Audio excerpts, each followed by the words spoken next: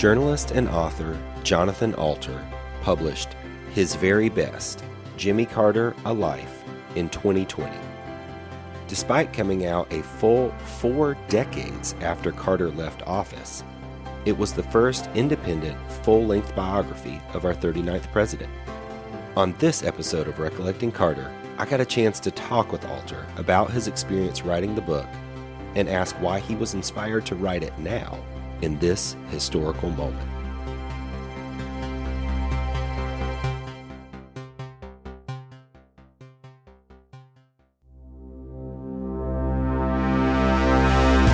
I, Jimmy Carter, do solemnly swear. The time for racial discrimination is over. That I will faithfully execute An undiminished, ever expanding American dream. the office of President of the United States. The struggle for human rights overrides all differences of color or nation or language. And will, to the best of my ability, It is a crisis of confidence. preserve, protect, and defend To remove the blight of war, the threat of war, would be the overwhelming dream that I would have. the Constitution of the United States. We will not learn how to live together in peace by killing each other's children. So help me God.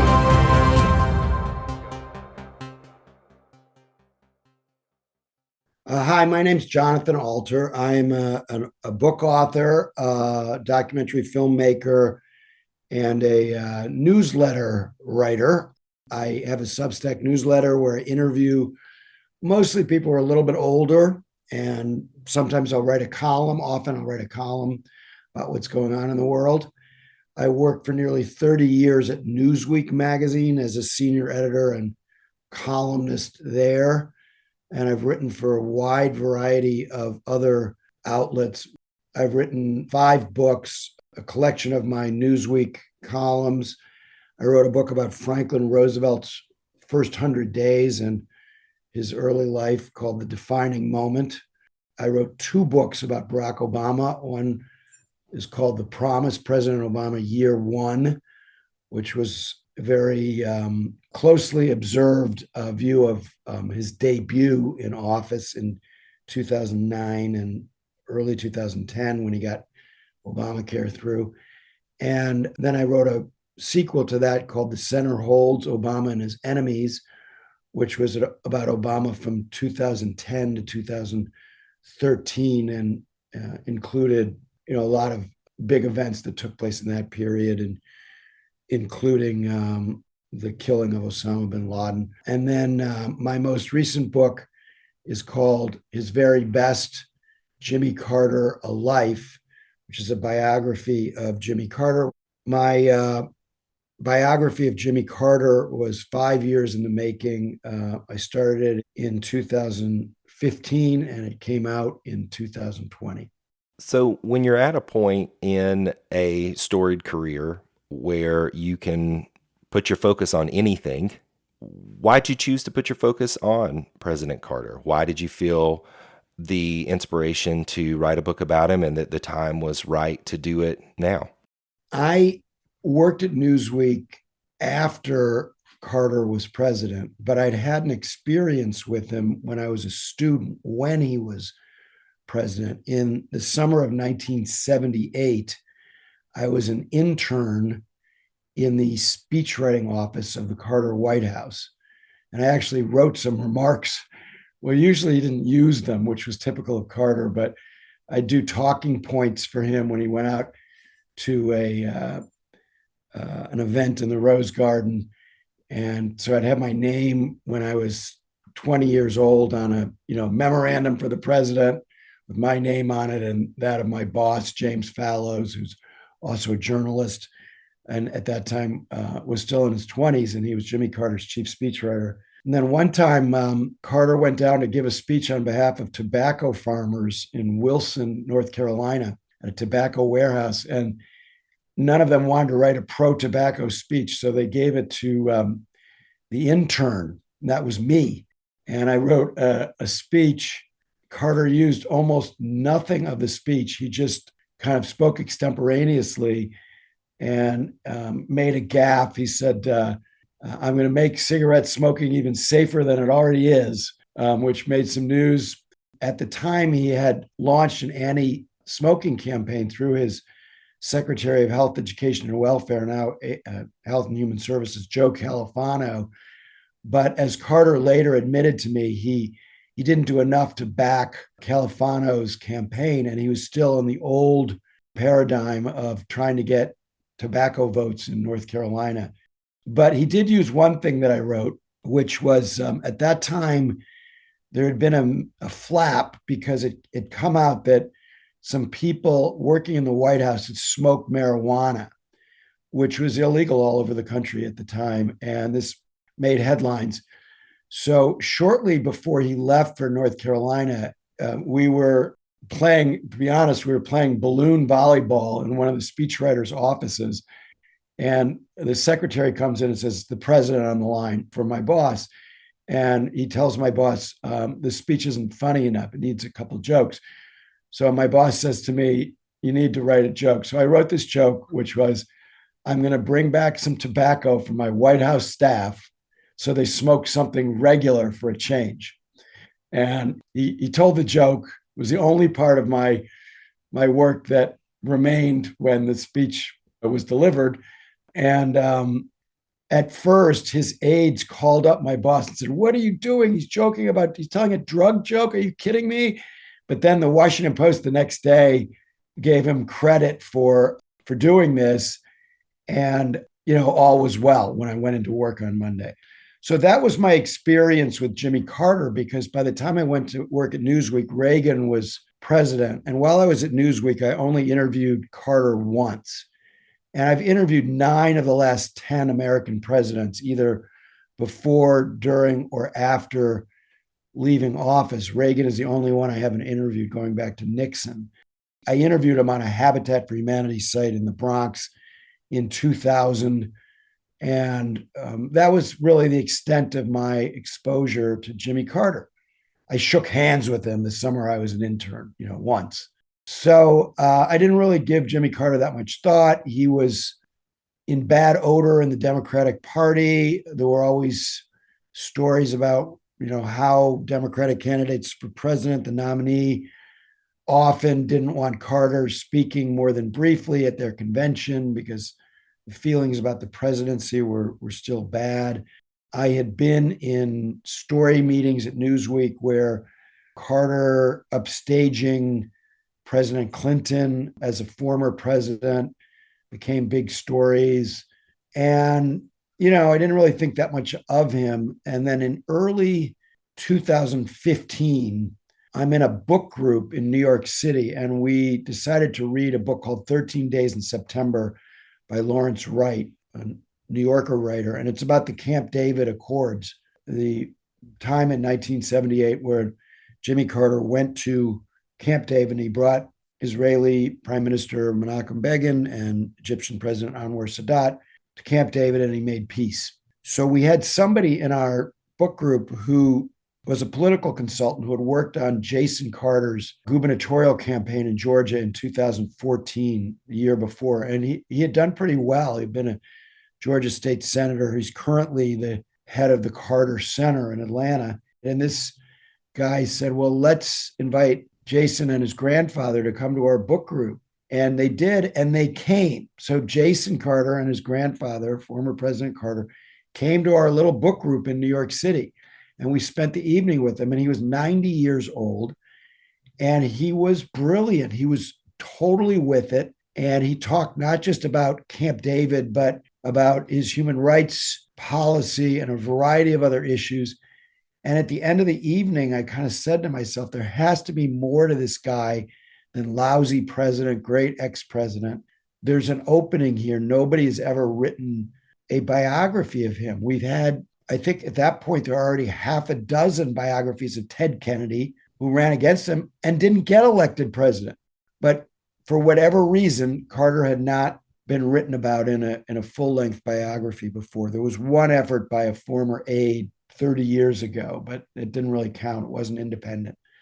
And so I mentioned this to my editor at Simon and Schuster, the late, great Alice Mayhew, who was one of the greatest nonfiction editors in publishing history. She edited All the President's Men. For many years, people thought that she had made up Deep Throat because Bob Woodward and Carl Bernstein were her authors. She edited Doris Kearns Goodwin and Dave McCullough, Walter Isaacson, many other writers. And she had been my editor on all my books. And so I'm having lunch with her. And I guess by that time I knew that she was Jimmy Carter's editor because he wrote 30 books. That's how he earned his living after he left the presidency. And they would be on everything from, woodworking to fishing to the Middle East. And she didn't edit all of his books, but she was, at that time, was his editor. So she loved this idea and she opened a lot of doors for me so that by the time I started on this, I had an astonishing level of access to Carter and his whole family. And that made my process much easier because access in these situations is extraordinarily important. So I interviewed him many times and helped him build a Habitat for Humanity house in Memphis and went back with him to Annapolis to his 70th college reunion at the Naval Academy and hung out with him for not all 5 years because at a certain point he basically said, you have enough. And at that point, I had more of an email relationship with him. But he would respond immediately to all of my email questions as I was fact-checking the book until the end of 2019 when he had a fall and he wasn't able to see well anymore and couldn't do emails. So people are a lot less in touch with him. He still has all of his marbles, but he turns 99 this year and he's frail. And as people know, he's in hospice. I'm interested to talk a little bit more about why it might be that there has been a lack of scholarly and even public interest in a biography. I think you could explain part of it by, as you mentioned, his own prolificness as an author. He wrote a book about his early childhood called An Hour Before Daylight. In 1982, he wrote, his memoirs as president, like all presidents do. And then he wrote a book called A Full Life, a very short autobiography that came out around 2015 or 16. Very short, didn't really even scratch the surface. Sometimes he would bite off parts of his life. Like he wrote a short book about Christmas in Plains and the way they celebrated Christmas growing up and with his family. And he wrote a book about his fishing experiences. But nobody had done the deep dive. And in those books, he sugarcoats a lot. He doesn't lie because he's not a liar, as I think people are understand. And, he promised when he was running for president that he wouldn't lie, and he didn't. But he does sometimes sugarcoat. And so I had to spend a lot of time peeling that back and getting to some of the sometimes pretty ugly reality of the Jim Crow South, the period when he was growing up and a young adult. Do you think that some of those more controversial and less appealing aspects, is that feed into the reason that we got all the way to the 21st century without a major independent biography? Or were there other factors? And also, how did that feed into your desire to write the book? So I don't really have a full answer to your question. Sometimes, like in football, there's just a hole in the line of scrimmage. You don't know whether it was a good block or lazy linebacker on the other side. You just charge through the hole. And I just saw this hole in the line of scrimmage. I think part of it is that Carter was considered uncool. Compare him to the Kennedys or biographies of authors who had messy personal lives. One of the biographies I was competing against was a very good one of Sylvia Plath. I think it was the 4th or 5th biography of her. But, she committed suicide and had all these juicy letters. And so people looked at somebody like Jimmy Carter and they went, okay, am I going to be able to sell a book that deals with the 1970s, which has a kind of a bad odor. And Carter is remembered not only as a failed president, but as somebody who was, a stick in the mud, some sort of prissy moralist, sanctimonious, none of which actually is true, but that's for later in our conversation.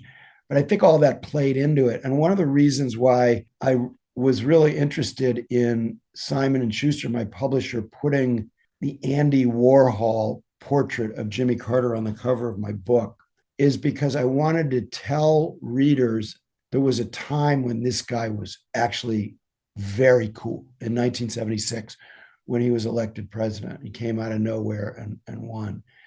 Because the odor around him was so bad in the years after that people forgot, and he seemed like it would be a dreary subject. And actually, it was the opposite of that. I mean, he led this epic, hugely dramatic American life, full of drama. And there's even sex in it. People go, oh, well, Jimmy Carter, there's sex in it. Oh, yeah, I guess they remember he told Playboy magazine, I lusted in my heart. That I do have a chapter on that because it almost prevented him from being president. But eventually, Rosalind Carter gave me the love letters that he wrote her from the Navy, and they are the steamiest love letters ever written between a future president and first lady or anybody else. I mean, I guess Wilson wrote some steamy letters to Edith after his first wife died, but they weren't as steamy as the ones that Jimmy wrote to Rosalind. So, like, all along the way, I'm finding these new things that just totally change our perception of who this man was and what he accomplished. And I think my biggest surprise was just how much got done when he was president. I realized that journalists, and I'm still a journalist, we judge presidents by how they do politically. Are they up? Are they down? And Carter was swamped by events in the second half of his presidency, and he was crushed by Ronald Reagan for re-election. So he was a political failure. But historians have a different responsibility. We need to judge presidents by how they change the country.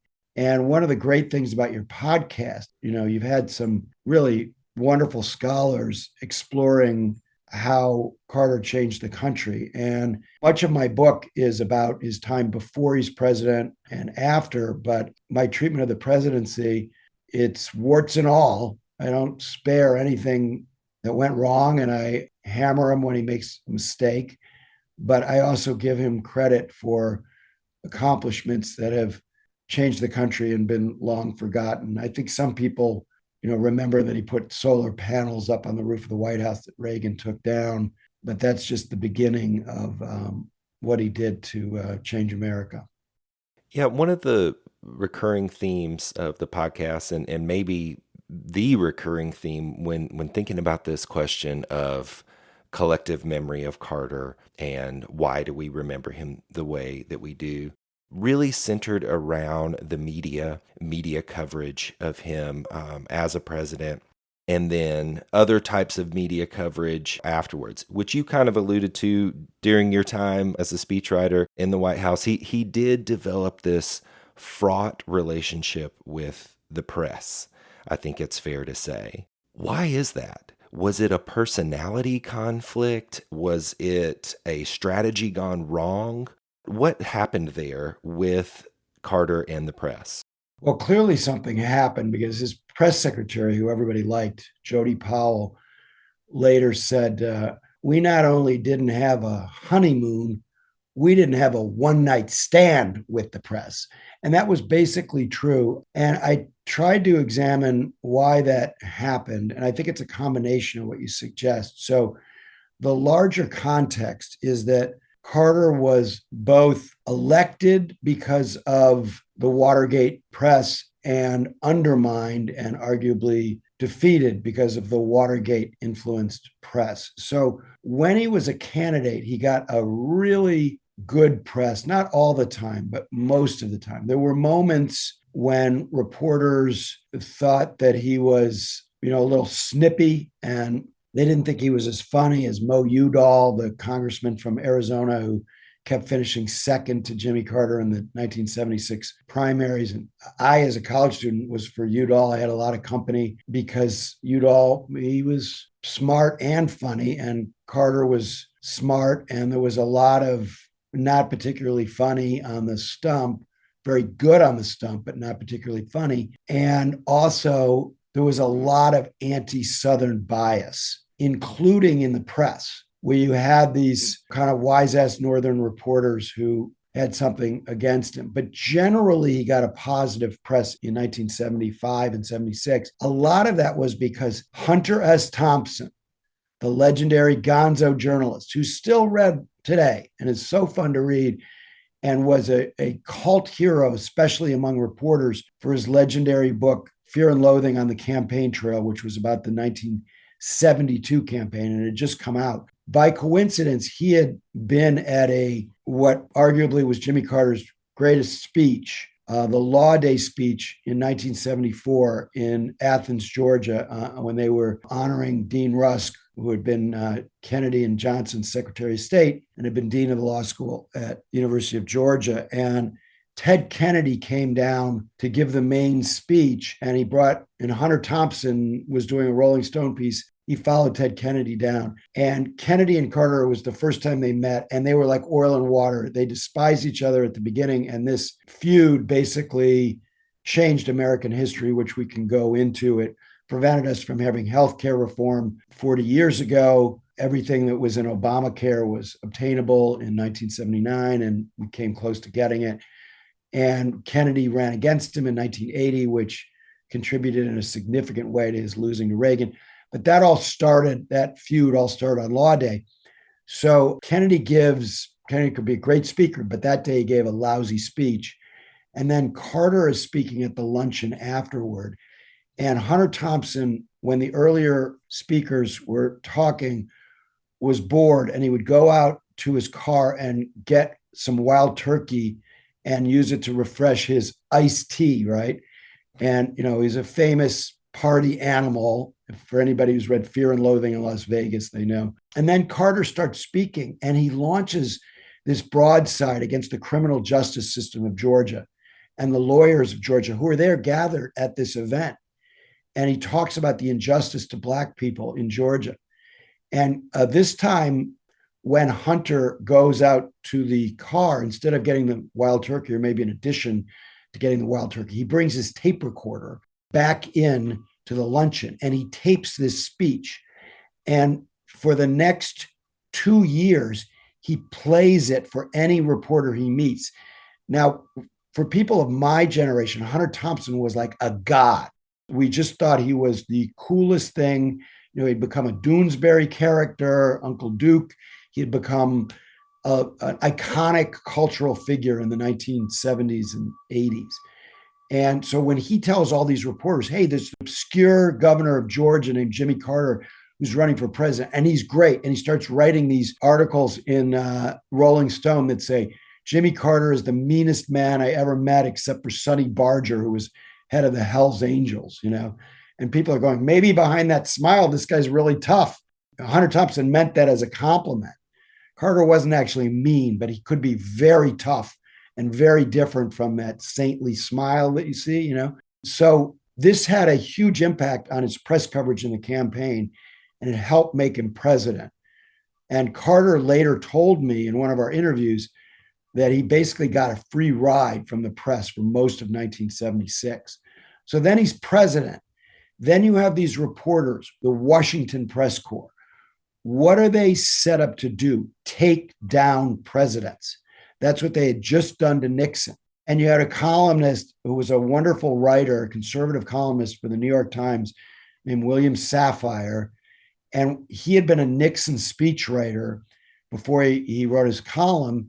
And he attached the suffix "gate" to everything that happened because his agenda was he wanted the Democrats to seem as bad as Nixon. And this was a big thing for this particular columnist who had this huge platform. In those days, if you wrote a column for the New York Times, it was really powerful. We didn't have cable news, and the media universe was small. This was why when I was writing a Newsweek column, it's weird to say, but not only did we have 15 million readers, but people like me or William Safire, we could actually influence the conversation that was going on in the country, which is completely impossible to imagine now. But Safire, anytime there was any flap in the Carter administration, it was something gate. So his budget director, Bert Lance, he runs into trouble over his banking practices before he's in Washington. And suddenly it's Lance Gate. And it kind of consumes a lot of oxygen in the first year of his presidency. And there were other gates that I won't bore you with. And they just leapt on Carter at any opportunity. Then when he went down in the polls because of gas lines and the energy crisis, and he doesn't respond very well to some of these political situations, then they're just all over him. And then he can't catch a break on anything. And then when Ted Kennedy runs, oh, it's the great Ted Kennedy, and suddenly everybody in the Democratic Party is swooning over Ted Kennedy. That didn't last very long, by the way. Carter beat him in the primaries. But at that point, there's just a lot of bad press coverage. But I don't think that's what sunk Carter. I think it was real things happening. I mean, if you have double-digit inflation, we think inflation's high now. Imagine if 13%, 14%.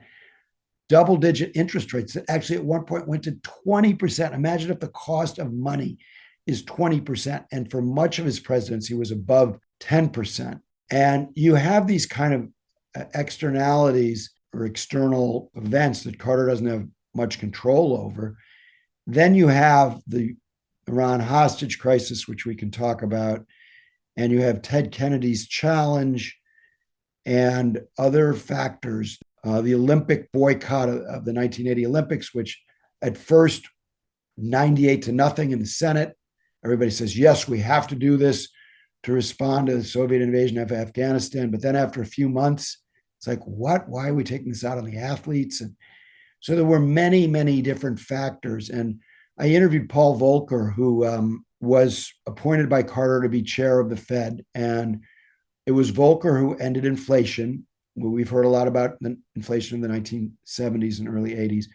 So he jacked up interest rates, as Chairman Jay Powell is doing now, but much higher, to try to end inflation. It didn't work on Carter's watch, but after Reagan became president, he almost fired Volcker because it wasn't working at the beginning. Then it works.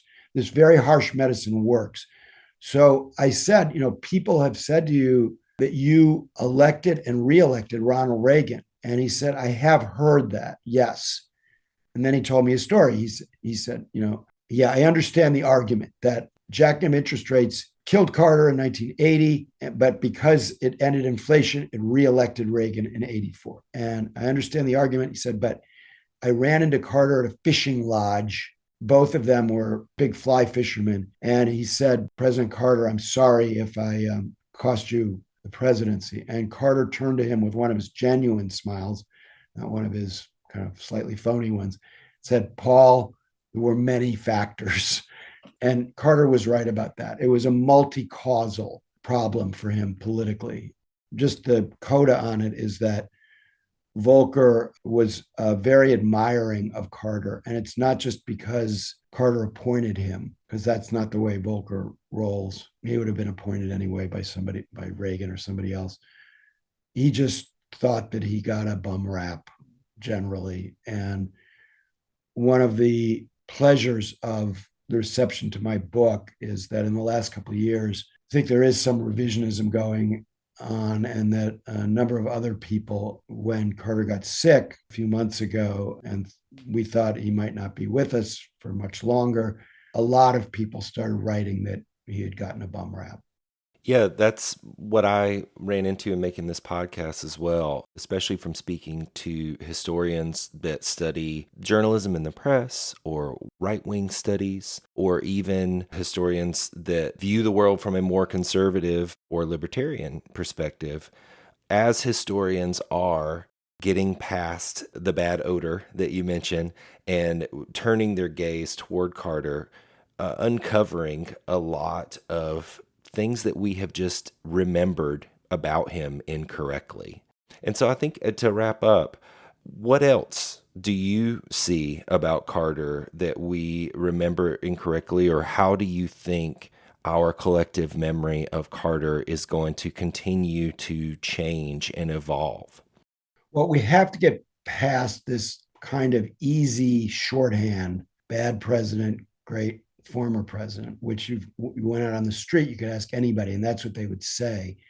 And actually, our assessment of his president should be political failure, substantive success, even visionary success. And his period as a former president had a lot of achievement, particularly in fighting diseases in Africa, supervising elections. But it was also tinged by a little bit of his ego getting involved. And I interviewed former President George H.W. Bush and Bill Clinton's experience, and they felt that he was what I describe as a freelance Secretary of State when they were president. So there were things wrong with his post-presidency. When you're a former president, you don't have any power. He became a global icon, but in terms of changing lives, you have to go back to the presidency. And if we have time, I'd just like to run through the really quite astonishing array of achievements as president. And so people, they remember the Iran hostage crisis. And it was very bad for Jimmy Carter politically, obviously, that the hostages didn't come home until after the election, but they did come home in one piece. That part of his foreign policy obviously didn't work very well, although I don't think we could have prevented the Iranian Revolution in retrospect, and I deal with that in the book. There's a kind of a conservative canard that if only Carter had bolstered the Shah, none of this would have happened. That's completely untrue. But elsewhere in foreign policy, it was one of the great foreign policy presidencies of the post-war period and stands up very well in the whole scope of American history. So I'm not arguing that this guy deserves to be on Mount Rushmore, but just to tick through them, the human rights policy, this had, as people like Václav Havel in the Czech Republic would say later, this had a huge effect on using soft power to win the Cold War. When Carter was president, Latin America was all autocratic except for Venezuela. It was the only democracy. Now it's the opposite. Venezuela is the only autocracy in Latin America. All of them are at least somewhat democratic. Now, is that all because of Carter's human rights policy? No, but there is a very strong connection from his human rights policy to the democratic revolution that is only now being challenged with this new era of nationalism. And we could talk about the effect on South Korea. So you have people all over the world who were dissidents when Carter was president, and his human rights policy gave them hope. In the case of the later president of South Korea, he said that Carter and his assistant secretary for human rights literally saved his life. Normalization with China, which is the foundation of our global economy, this bilateral relationship. Everybody credits Nixon. Nixon opened the door. Carter walked through the door and normalized relations. And so at the time he did that and had Deng Xiaoping to the United States, China had the GDP of a sub-Saharan African country. And now they're on the verge of being the largest economy in the world. When Deng went back from Washington, the first thing he did that following week was legalize private property in China. So there's a direct line between normalization, which would not have happened under a Republican president because Reagan, representing the anti-communists, would have been against it. Carter normalized, huge consequences. Carter told me that it might be the longest lasting thing that he did as president. The Panama Canal treaties required a 2/3 vote in the US Senate. Extremely difficult when Reagan had convinced 2/3 of the country to be against this. Why was it so important? Because the Joint Chiefs said that we would have had to have a permanent presence of 100,000 American troops to protect the canal if we hadn't turned over management of the canal to the Panamanians, which also had huge beneficial effects for our relations in Latin America. So this was a huge accomplishment that arguably prevented an ongoing guerrilla war in Central America. I haven't mentioned the Camp David Accords. Israel and Egypt have fought 4 wars since the founding of Israel in 1948. In 30 years, 4 wars. Hasn't been a shot fired in anger. Jimmy Carter takes a lot of grief from supporters of Israel because he was the most pro-Palestinian president we ever had. But I argue that he did more for the security of the state of Israel than any president since Truman recognized Israel, because he took the Egyptian army off the table. That was the only army large enough to destroy Israel. And when I was a kid, Jewish kid growing up in Chicago, there was all this talk of Israel being driven into the sea. That was by the Egyptian army. Carter ended that. On the domestic side, doubled the size of the national parks system with the Alaska Lands Bill and a lot of other things he did. He was the greatest environmental president since Theodore Roosevelt. Signed 15 major pieces of environmental legislation, the first toxic waste cleanup, the first support for green energy, the first law allowing public utilities, incentivizing them to use green energy. The list goes on and on.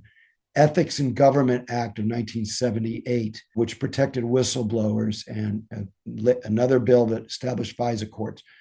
Trump would not have been impeached the first time without Carter-era legislation, the first reform of the civil service in 100 years.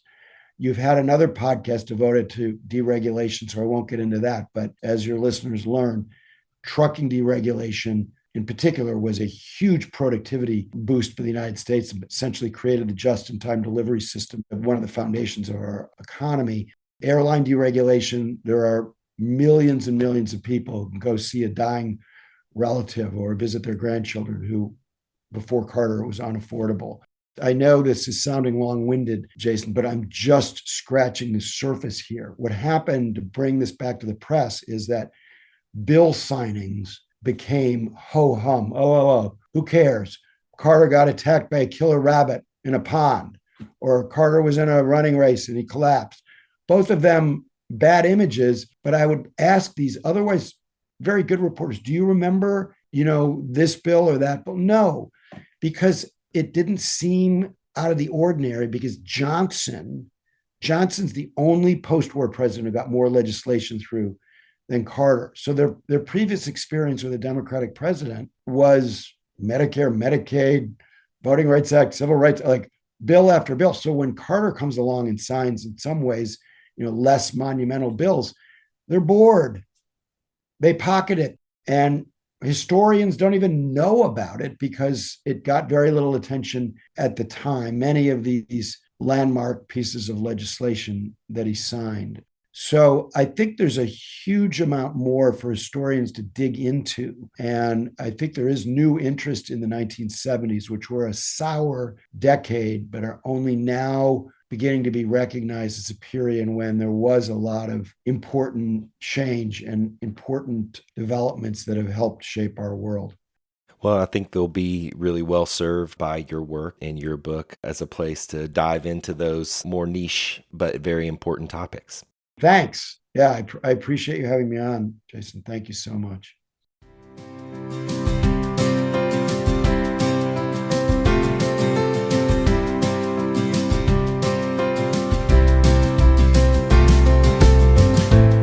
Recollecting Carter is produced by me, Jason Lee Guthrie, with support from Georgia Humanities and the Liebner Cooper Family Foundation.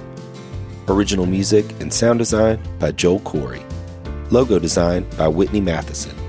Archival media provided by the Carter Center.